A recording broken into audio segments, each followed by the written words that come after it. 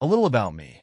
My name's Alex, I'm 30 years old, and my wife, Emily, is 25. We've been married for 3 years and have been together for almost 6. We don't have kids, no significant assets, and honestly, we're drowning in more debt than we have in savings. We rent a house, and I'm the main breadwinner, pulling in about $4,000 a month, while Emily makes roughly $1,500. I bust my tail to make sure she has a decent life, but now, I'm dealing with something I never imagined. Here's some context. My work crew is pretty close-knit. A coworker, Brian, who I've known for nearly 3 years, invited me to join a recreational soccer league. I've been playing in this league for 2 years now, and Emily has been coming to watch my games. I thought her attendance was her way of showing support for me, though deep down, I suspected it was more about the alcohol that often accompanied the events. On game nights, I'd usually take it easy on the drinks, but Emily as a spectator would let loose. Most nights, I'd drive her home afterward. After our games, a group of us, guys and girls alike, would often hang out, either at someone's house or a nearby pizza joint or bar. A couple of times, we even hosted gatherings at my place. A few weeks ago, after a game, a group planned to head to Jake's place, who lives in a neighboring city. I told everyone we wouldn't be joining because I had to work early the next morning. On the ride home that night, Emily texted Jake, asking if he could give her a ride to the party. She then turned to me and asked if it would be okay for her to go. I told her no, explaining that I wanted to spend the evening with her and reminding her I had an early morning. That didn't sit well with her. She gave me the silent treatment, clearly upset, as I drove us home. When we got to the house, I noticed a car pulling up behind us. It was Jake. Emily had apparently decided on her own to go to the party, completely ignoring what I'd said. Furious, I walked up to Jake's car and told him I wasn't okay with this and that he needed to leave. But before I could stop her, Emily climbed out of my car and into his, and they drove away. Fuming, I went inside and grabbed an old iPad I'd bought for Emily years ago. It was outdated, but I knew it was still connected to her messaging and social media accounts. I plugged it in and saw her location, but despite staying up until 3 a.m., she didn't come home. I eventually fell asleep, only to wake up the next morning to find her lying in our bed. I had no idea when she'd returned. That morning, I got ready for work without waking her or kissing her goodbye, a first in our entire relationship. Before leaving, I slipped the iPad into my briefcase, determined to find out what she'd been up to. At work, after a meeting and some calls, I checked the iPad. It lit up with a notification. Jake is typing. Curiosity and dread overwhelmed me. I opened the app and saw a horrifying exchange unfolding in real time. The messages, supposedly designed to self-destruct, were still visible on this older version of the app. Jake was recounting the night before, making explicit references to how they'd been intimate and how other guys had joined in on the fun. I was on the verge of losing it, but it got worse. As I watched, Emily asked Jake to send her a video of himself masturbating. To my utter disbelief, he complied. I sat there, shaking, witnessing the worst moment of my life unfold on a screen. Feeling sick to my core, I ran to the bathroom and vomited. I took the rest of the day off, needing hours to collect myself. Honestly, I was terrified of what I might do in my emotional state. Eventually, I went home, where I found Emily still asleep. I put down my things and told her we needed to talk. I asked her to come downstairs, and she reluctantly agreed. We sat across from each other, and I asked her to tell me everything about what had happened the night before. Emily gave a watered-down version of events. They drank, played pool, and talked. That was all. I pressed her further and asked when the last time she had spoken with Jake was. She said she admitted that she had exchanged messages with Jake that morning, but claimed it wasn't anything significant. That's when I dropped the hammer. Would your story change if you knew I watched the entire conversation you had with him this morning? Her face crumbled, and she burst into tears. The first words out of her mouth were, "Are you leaving me?" Emily finally confessed, saying she couldn't remember everything clearly, but admitted she had slept with Jake and another teammate the night before. She added that she might have been with more guys, but couldn't recall due to being drunk. I was utterly repulsed. I pressed further, asking if this was the first time, and she shocked me again by admitting it wasn't. She confessed that on one occasion, she had even hooked up with someone in our own house while I was asleep upstairs. I was done.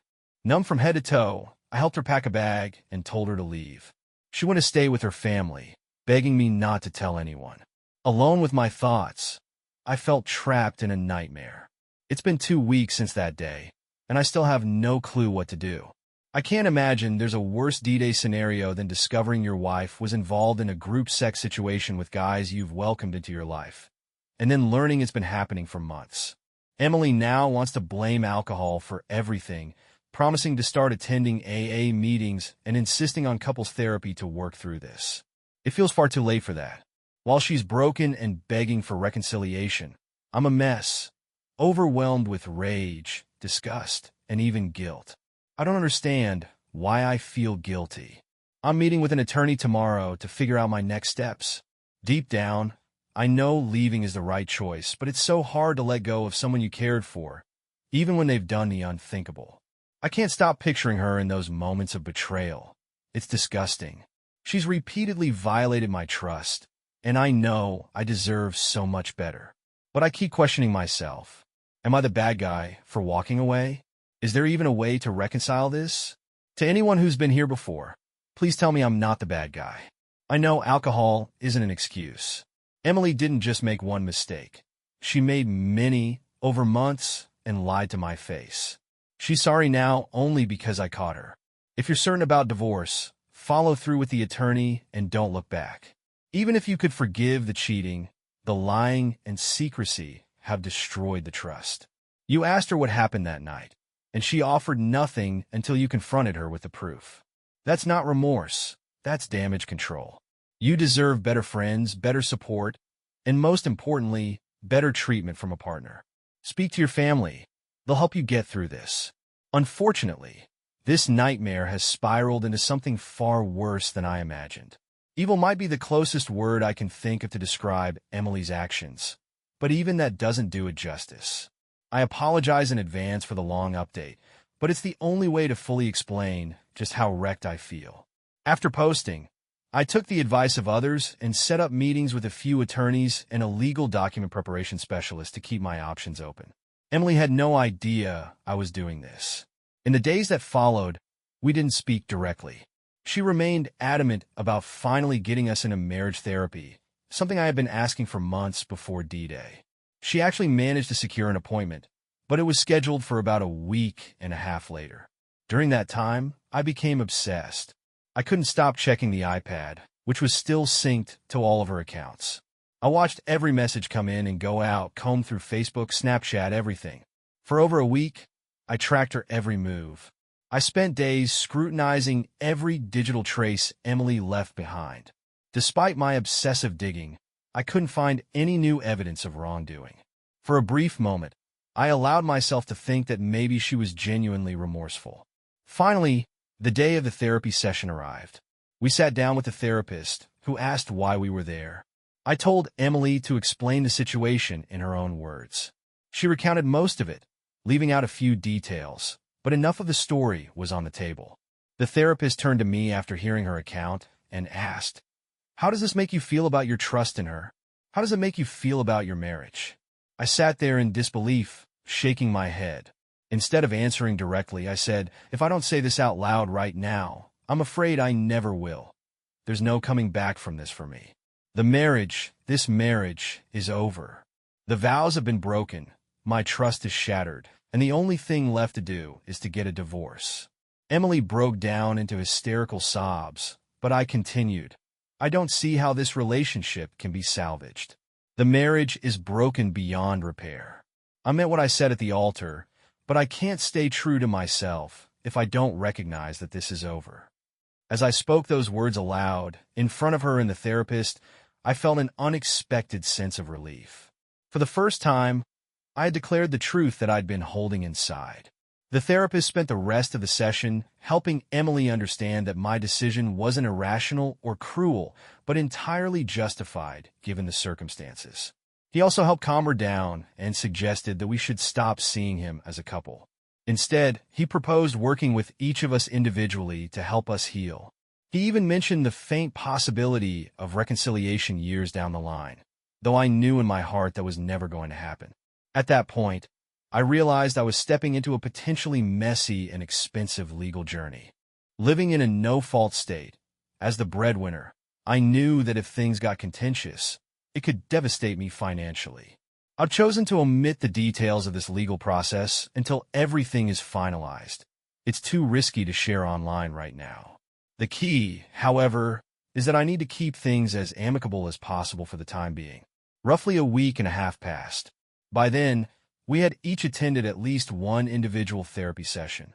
Emily was staying with her family, and her narrative to them was that the marriage was ending because of broken vows, and that we were both focusing on healing. Despite her claims of remorse, I couldn't stop obsessing over her digital footprint. I was relentless, combing through every possible avenue to ensure she wasn't continuing her destructive habits. Many of you suggested she might be hiding something, but even if no one had said it, I would have kept searching. One night last week, it hit me. There was one place I hadn't checked, the App Store. I opened the iCloud account's app download history and found that nearly 2 weeks prior, Emily had downloaded a secret texting app onto her phone. My stomach dropped. In that instant, I realized she'd been actively hiding something from me this entire time. She must have known I had access to her iPad, which she had even insisted I keep as a gesture to rebuild my trust. But clearly, she hadn't thought through the iCloud link that exposed the download history. Driven by a mix of fury and desperation, I downloaded the app onto her iPad and tried a few of her usual login combinations. It worked. What I found left me gutted. Emily had been messaging Jake on this app since shortly after our first therapy session. Not only that, but they'd been continuing their affair, meeting up to sleep together during times she knew I would be out of the area. I felt like the floor had fallen out from under me. It was 3 a.m, a work night, and I couldn't contain the wave of emotions. I cried. I vomited. And then I snapped. In a fog of despair, I went into the bathroom and started gathering every prescription-strength medication I could find. I returned to my room with an overflowing handful of pills, fully aware that taking them all would. I sat on the edge of my bed, sobbing uncontrollably, the handful of pills ready in my grasp. I was prepared to end it all. In one last desperate act, I picked up my phone and called my mom. No answer. I tried my dad. No answer. Finally, I called my sister, and she picked up. Through violent, tear-filled outbursts, I told her what I had just uncovered. She immediately knew I was on the verge of losing control. She didn't know about the pills in my hand, but she stayed on the phone with me, even though it was the middle of the night. She insisted on keeping me talking until I calmed down. After about an hour, the overwhelming despair subsided into a dull numbness. Once I hung up, I went back to the bathroom, poured the pills into a bottle, washed my hands, and returned to bed, hoping for at least a few hours of sleep. None came. As the hours dragged on, I realized I couldn't bear to stay in the house a second longer. I got up, dressed, and made my way to work. Before leaving, I grabbed the bottle of pills and the iPad, tossing them into my briefcase. When I arrived at the office, I went straight to my most trusted coworker.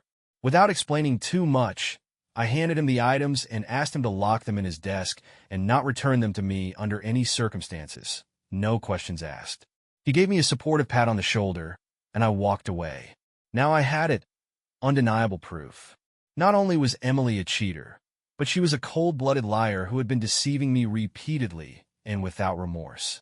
For days, I wrestled with what to do with this information. Part of me wanted to broadcast it to everyone, her family, our friends, anyone who knew her, so they would see her for who she truly was. But I couldn't.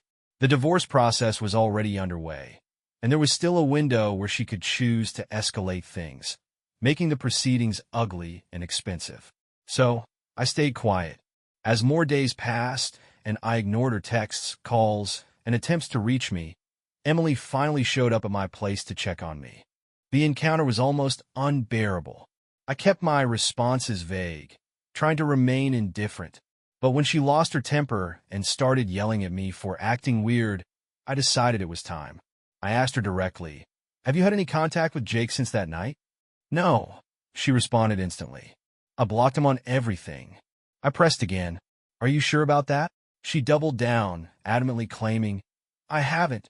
He's disgusting. I would never do that to you. I could never do that to you." That's when I dropped the bomb. Calmly, I said, "So what about this app?"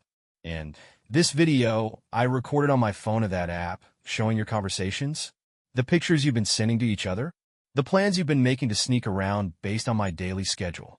She collapsed to the floor, sobbing and begging. For what? I couldn't even tell. Forgiveness? Understanding? I didn't care. I kept my tone neutral and told her, "Here's how this is going to work. I'm not going to tell anyone about this, but in exchange, you're not going to fight me in the divorce. I'm going to be fair, even though you don't deserve it. You're going to be served with the papers, and you're going to leave them uncontested. If you don't, people will find out exactly what's been happening here and why I'm being so unreasonable. It's your choice." She left that day, and 2 days later, she was served with the divorce papers. Since then, I've kept my word and haven't told anyone outside my immediate family. But through Find My iPhone, I know for a fact that she's been visiting Jake every single night at the house he shares with his mother. Her family, meanwhile, believes she's attending Alcoholics Anonymous meetings nightly and working hard to change. My screenshots of her location during these so-called meetings prove otherwise. It baffles me that she hasn't even bothered to change her iCloud password. I don't know why I keep compiling evidence, but I can't stop myself. It feels like a compulsion at this point, even though I don't know if I'll ever use it. What hurts the most isn't just her betrayal, it's the injustice.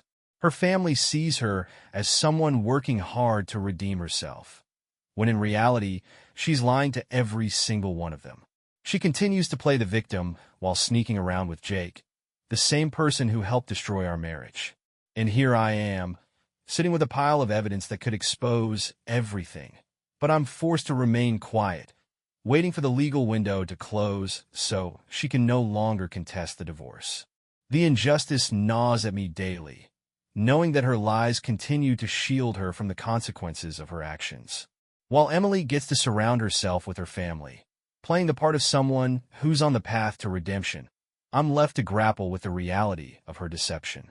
She sneaks off each night to be with Jake, engaging in the same betrayal that destroyed our marriage, only to sneak home in the dead of night to maintain appearances. Meanwhile, I return to an empty, haunting house after work each day, feeling the crushing weight of what it truly means to be alone. Though I've moved past any thoughts of self-harm, these are some of the darkest days of my life. I'm taking it hour by hour, day by day, just holding out until I reach the point where I know my finances won't be destroyed, and I can finally leave her behind for good. What I'll do after that moment, I honestly don't know yet. For now, survival is the only goal. To everyone who's read my story, offered advice, or shared words of encouragement, thank you. In this time when I felt completely shut out by the world, you've been my one outlet, my source of strength. I don't know a single one of you personally, but I trust you more than I ever trusted Emily. OP, you've handled this situation as well as anyone could, given the immense emotional damage. Staying married to an alcoholic who refuses to change would only bring more heartache. At 30, with no kids, you've dodged a massive bullet, even if it doesn't feel that way right now. Focus on yourself. Work out, excel at your job, and rebuild relationships with friends and family that may have been neglected during your marriage. Immerse yourself in hobbies and interests. Become the best possible version of yourself. This process won't be easy. Pain, anxiety, and sadness will be part of the journey, but enduring those feelings will be like training for a stronger future. When you re-enter the dating world, you'll carry the hard-earned knowledge that you can survive even the most crushing heartbreak. Remember, no contact isn't a sneaky way to win back your ex. It's a way to reclaim yourself. At long last, my divorce is official. After enduring the absurdly long 6-month and 1-day cooling-off period mandated by my state, it's done. Emily didn't lawyer up behind my back, and I've gone completely no contact with her. For the first time in what feels like forever, I'm finally free to move forward with my life. Many of you followed my story in the chaotic weeks after D-Day, and I should have known that the rest of the cooling-off period would be equally insane. Now that everything is finalized, I want to share what's transpired since my last post. 6 weeks after D-Day, I had already filed my divorce papers with the county. Following the advice of many kind people here, I returned the iPad to Emily and severed all ties to shared devices and accounts. This decision was one of the hardest for me emotionally. Letting go of the obsessive monitoring felt like losing a layer of control, but I realized I already knew enough to make my decision. I knew I wanted out. My approach to the divorce process was focused on limiting long-term financial damage, even if it meant some emotional pain in the short term. After agonizing weeks of reflection, I accepted that Emily could never be trusted again. One of the most challenging aspects was navigating the no-fault divorce laws in my state. Without children, I couldn't fathom why I should have to pay her roughly $2,000 a month in spousal support for half the length of the marriage. It was maddening, but I stayed focused on finding a way to escape without being financially crippled. Now, as the dust settles, I can see the road ahead more clearly. The journey has been anything but easy, and the pain is still fresh. But with the divorce finalized, I finally feel like I can begin to heal. I'm dedicating myself to becoming the best version of me, not to spite Emily, but for myself. This experience has taught me that I deserve better, and I'll ensure I never settle for less again. Thank you for being here with me through it all. Your advice, wisdom, and words of courage have meant more than I can express. Let me know if you'd like to hear more as I take my first steps into a new chapter of my life. Living in a no-fault state and being the primary breadwinner, I was determined not to pay Emily a single cent in spousal support after everything she had put me through. No way, no how. Fueled by anger and desperation, I devised a plan to escape the marriage as quickly and fully as possible.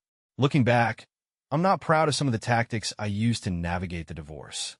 While they worked out in the end, I can admit that my sense of integrity or moral high ground may have taken a hit. But honestly, compared to the mountains of betrayal and hurt Emily caused, my actions were mere molehills. Around the time of my last post, I had already prepared and submitted the divorce papers to the county, though I hadn't informed Emily. She was still living with her family, as she'd been unwelcome in our home since the day I made her leave. To expedite the process and avoid any messiness, I arranged a few meetings with her under the guise of wanting to talk things through.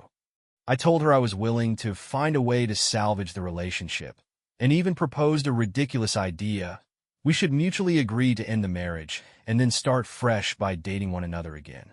I pitched it as a way to rebuild trust and create a stronger foundation. Writing this now, I can hardly believe she bought into it, but she did. To sweeten the deal, I emphasized how painless and private I wanted to make the process. A prime example was how I arranged for her to be served.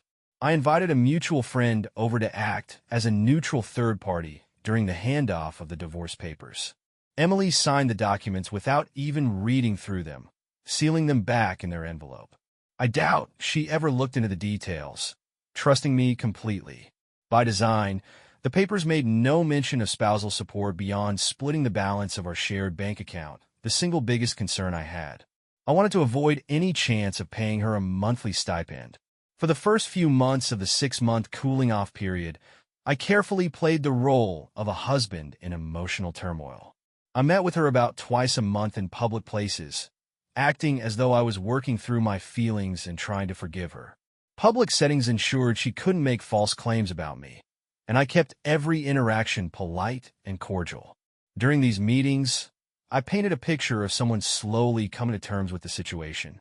By keeping her invested in this supposed reconciliation, I managed to achieve several important goals. First, I removed her from our joint bank accounts, with her full cooperation.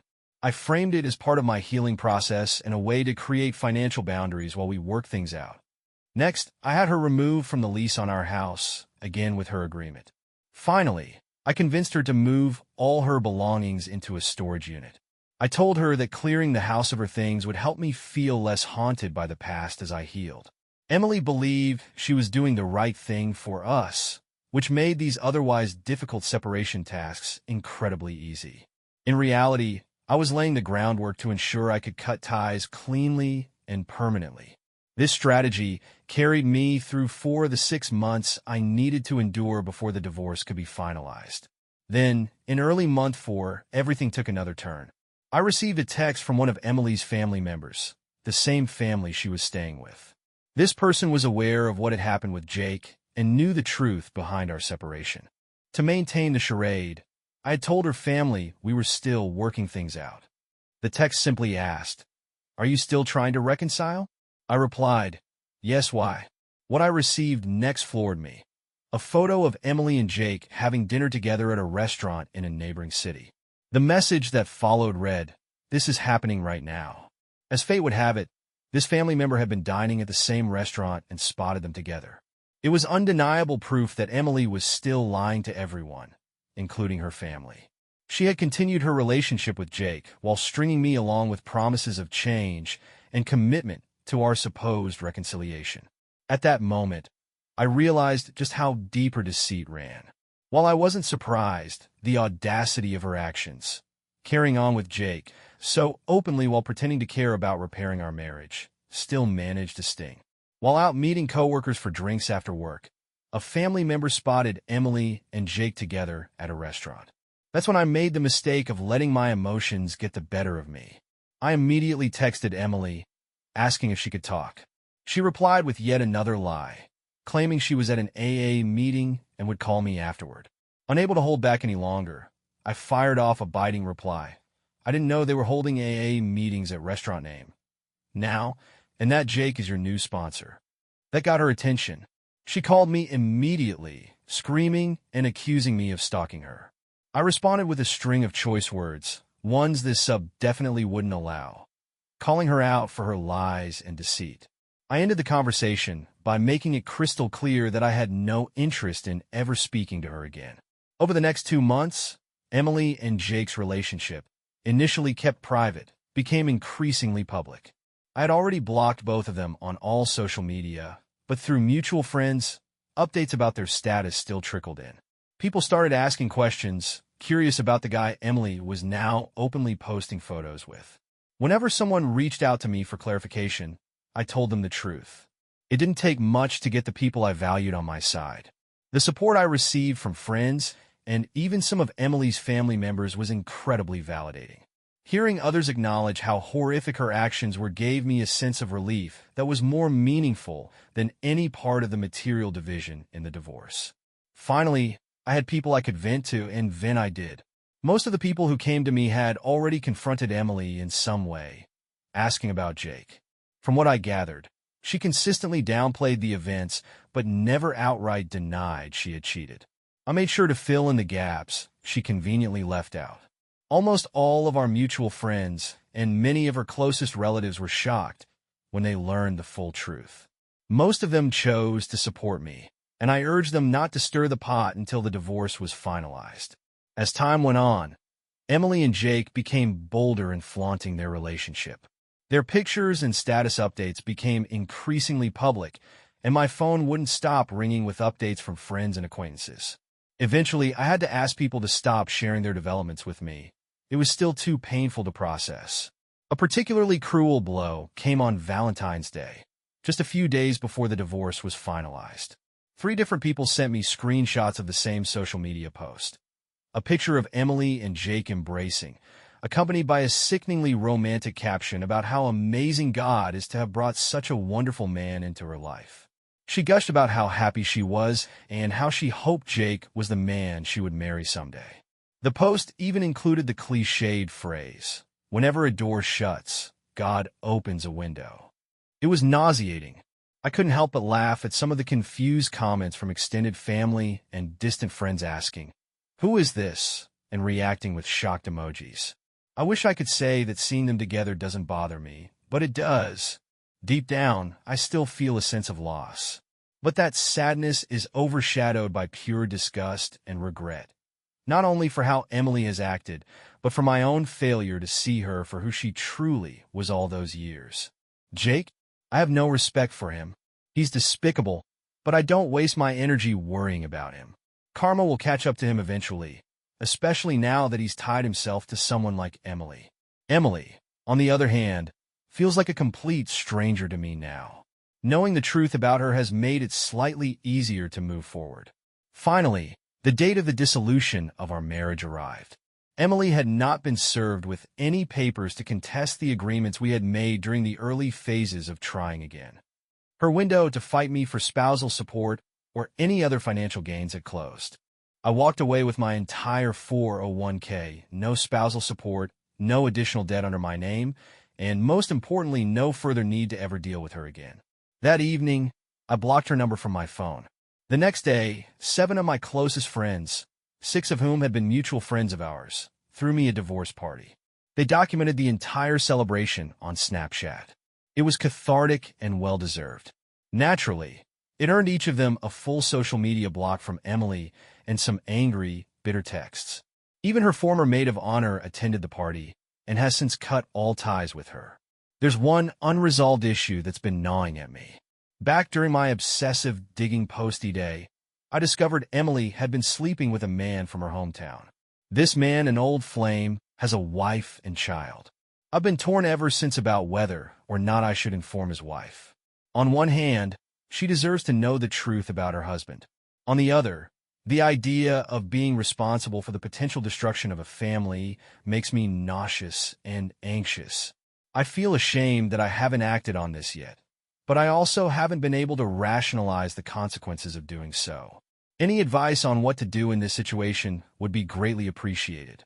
After the divorce was finalized in February 2019, I did my best to maintain no contact with Emily. While I succeeded in avoiding direct interactions, small updates would occasionally creep into my life through mutual connections or distant family members I hadn't yet blocked. My true friends were careful not to mention her, but every now and then, something slipped through the cracks. The first big shock came in May 2019. One of my best friends called to inform me that Emily was getting remarried to a man from Tennessee. My friend's husband had yet to block Emily on Facebook and took screenshots of her public posts leading up to the big news. Between March and July 2019, Emily posted vague updates about everything happening for a reason and hints that she was falling in love. In July, she shared a photo of herself and a man none of us recognized. They were standing in a courthouse, holding hands and wearing wedding rings, with a marriage certificate in hand. The post was geotagged in California, with a caption that read something like, "Excited to start the rest of my life with such an amazing man. Feeling so blessed. Look out, Tennessee. Here we come." I was floored. Curiosity got the better of me. I reached out to a cousin-in-law of Emily's who I'd always gotten along with and asked for the full story. He obliged. It turned out that Emily had met this man online, and their whirlwind romance blossomed over phone calls and texts. He proposed to her during a phone conversation, and she said yes. They couldn't wait, so within a week of the proposal, he flew out to California, and they got married in a small courthouse ceremony 2 hours away from her hometown. The kicker? Not a single family member attended the wedding. Whether it was because of the rushed timeline or a lack of respect for her decision, I don't know. Either way, I'm sure it bothered her. The day after the wedding, she packed up her belongings, loaded them into a moving truck, and left for Tennessee. Months later, in the fall of 2019, another bombshell hit. While scrolling through Instagram, a video appeared in my feed. It showed Emily holding a plate with a single cookie covered in blue frosting. Her father had his hands over his eyes. Her voice came through the video, counting down. 3, 2, 1. It's a boy. It was a gender reveal video. Seeing it hit me hard. Disgust, pain, frustration, and even jealousy churned within me. Fatherhood has always been one of my aspirations, and I couldn't help but wonder. Had things gone differently, could that have been my child? I'm 32 now. While I know there's still time to achieve my dream of becoming a father, I can't stop myself from comparing where I thought I'd be in life to where I actually am. Despite this, I know I'd much rather be in my position than that of Emily's new husband. There's some solace in knowing Emily and her drama are far away. I'll never have to risk bumping into her, and I've started to reclaim my life. While there are still bad days, they're becoming fewer. Emily's dumpster fire of a life crosses my mind less and less, and I consider that progress. The pandemic and stay-at-home orders have made the journey lonelier at times, but I've managed. I visit my parents often and take comfort in the company of loved ones. Reflecting on my journey, I'm grateful for the community that encouraged and supported me through this ordeal. You helped me find strength I didn't know I had. Here's to surviving and thriving.